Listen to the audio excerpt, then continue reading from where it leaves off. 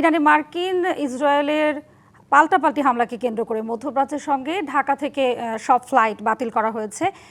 এর ফলে শাহজালাল বিমানবন্দরে আটকা পড়েছে অসংখ্য যাত্রী। এ বিষয়ে আরো জানাতে যুক্ত হচ্ছেন সহকর্মী পার্থ সাহা। পার্থ, জানাবেন যে এই মুহূর্তে আসলে যাত্রীদের কি অবস্থা দেখছেন, সেখানে আসলে তাদের জন্য কোনো পদক্ষেপ নেওয়া হয়েছে কিনা, কি ধরনের ভূমিকা দেখতে পাচ্ছেন?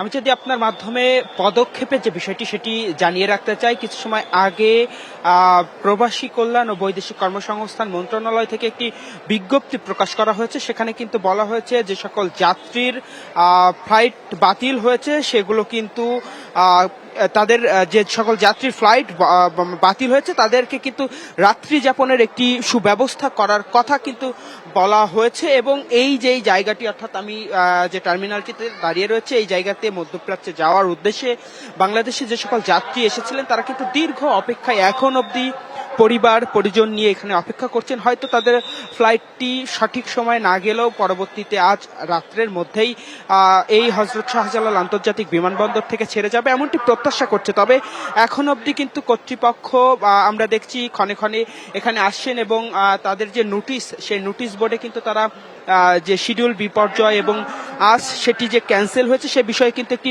বিজ্ঞপ্তি, এই যে দেওয়ালটি এবং এখানে যে ডিসপ্লে রয়েছে, ডিজিটাল ডিসপ্লে, সেই ডিসপ্লের মাধ্যমে কিন্তু জানিয়ে দেওয়া হচ্ছে মধ্যপ্রাচ্যের সবকটি ফ্লাইট কিন্তু যে নিরাপত্তাজনিত কারণে ইসরায়েল কর্তৃক ইসরায়েলের যে হামলা, সেই হামলার কারণে কিন্তু নিরাপত্তাজনিত একটি ইস্যু দেখা দিয়েছে। সেই ইস্যুর পরিপ্রেক্ষিতেই প্রতিটি ফ্লাইট কিন্তু ক্যান্সেল করা হয়েছে। শিয়া বাটার ও ভিটামিনে সমৃদ্ধ লিলি বিউটি সোপ, তারুণ্যময় উজ্জ্বল ত্বকের জন্য।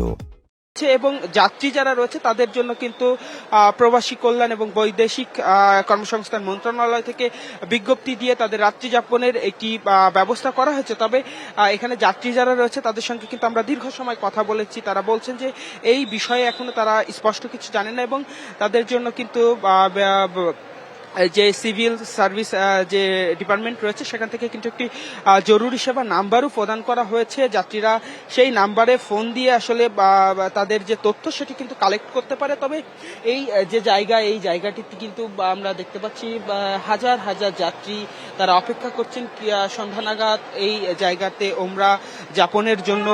যারা ছিলেন, যে যাত্রীগুলো ছিলেন, তাদের শারীরিক খোঁজ খবর নিতে ধর্মমন্ত্রী তিনি কিন্তু এসেছিলেন এবং হয়তো তাদের খোঁজখবর নিয়েছেন। তবে খোঁজখবর নেওয়ার পরে সংবাদকর্মীদের সঙ্গে কিন্তু এখনো সাক্ষাৎ করেননি, হয়তো তিনি ভিতরে আছেন।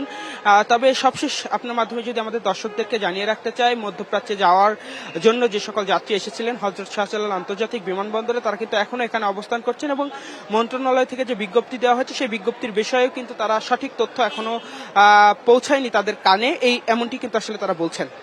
হযরত শাহজালাল আন্তর্জাতিক বিমানবন্দর থেকে এই ছিল আমার কাছে বর্তমানে সর্বশেষ। জি পার্থ, ধন্যবাদ আপনাকে। পার্থ সাহা জানাচ্ছিলেন হযরত শাহজালাল আন্তর্জাতিক বিমানবন্দর থেকে।